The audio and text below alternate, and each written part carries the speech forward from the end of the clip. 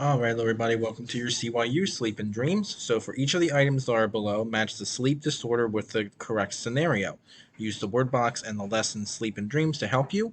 Just a note here that not all the words in the word box here may be used. So, you have insomnia, sleepwalking, narcolepsy, sleep apnea, nightmare, and night terror. So, first one here.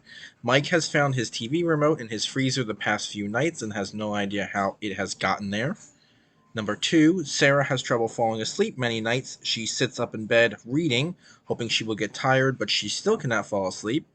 Number three, George's wife says that his snoring wakes her up. She says his snoring is so bad that sometimes he doesn't even hear her call his name. Number four, Danny wakes up at night screaming with his heart beating fast and sweating. And number five, Mary has trouble staying awake at work.